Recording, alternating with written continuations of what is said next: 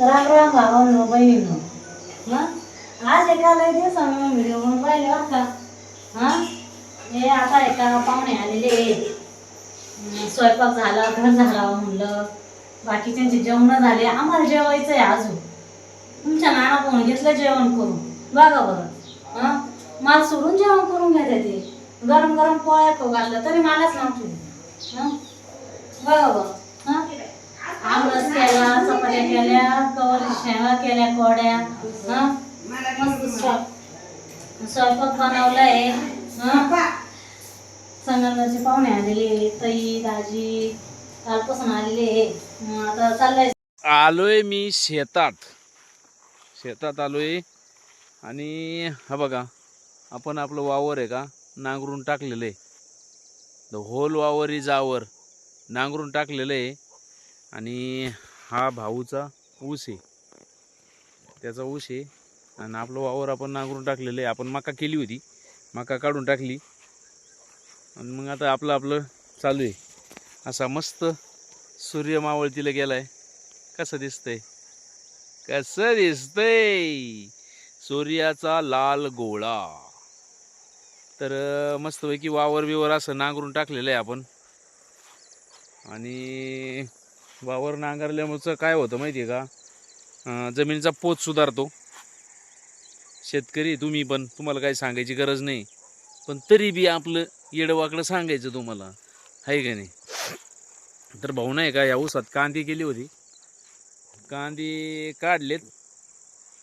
आणि आता त्याच्यात रासायनिक खतं टाकून, मटेरियल टाकून ट्रॅक्टर हाकून झालेला आहे त्याच्यात. आता मस्त आला आहे ऊस त्याचा पण. आणि आपण काय केलं यावर्षी, त्या तिथून तर थेट इथपर्यंत, आणि इथून थेट ते पांढरं दिसतं का तिथपर्यंत, तर आपण पाईपलाईन केलेली आहे यावर्षी. कारण काय व्हायचं, ह्या गाडाचं पाणी इथपर्यंत यायचं, इथलं पाणी त्या तिथपर्यंत जायचं. आणि मग तिकडं थेट त्या गाडाला पाणी जात नव्हतं. आमची इकडे एक टेल टँक म्हणून आहे आमच्या गावात. तर त्या टेल टँकमधून पाईपलाईन आहे आपली ना, मग तिथून विहीर आहे का आणलेली. काय म्हणते ती, ऐकलं का. तर तिथून मग ते पाणी आणलेलं आहे आपण. मग ते पाण्याची थोडी अडचण यायची मला पाणी भरायला, म्हणून मग आपलं घेतली पाईपलाईन करून. एक एक एक एक काम सोयीला लावून घ्यायचं. आता याच्यात आहे का, मस्तपैकी रोटावेटर मारायचा.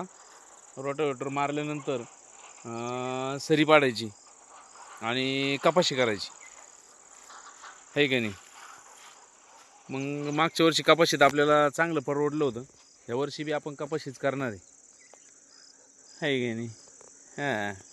आणि तुम्ही सगळेच म्हणत होते का नानी कुठे आहे, नानी कुठे आहे. तर थोडी शूटिंग नानीची पण टाकली. म्हणजे कसं, नानी येडी हळदच आहे, पण दिलं टाकून आपलं असाच, आहे का नाही. आणि सगळं गवत बिवत वाळून गेलं आहे. फार दुष्काळ पडला इकडं. आता कडाकून दिवसभरात मी तर म्हणतो 42-43च्या आसपास टेम्परेचर राहते. आणि रातकिडे आता वाजलेले आहेत, हा बा 6:45 वाजले, तेव्हा रातकिडे ओढू राहिलेत. वाजले 6:45 आणि रातकिडे वळायला लागले तर असाच आपला घरगुतीचा ब्लॉगिंगचा व्हिडिओ टाकला. उद्यापासून आता प्रत्येक व्हिडिओत नानीला घेत जाईन, सही की नाही. तर मग चला, सगळ्यांना शुभ संध्याकाळ. जय जवान, जय किसान, जय शिवराय.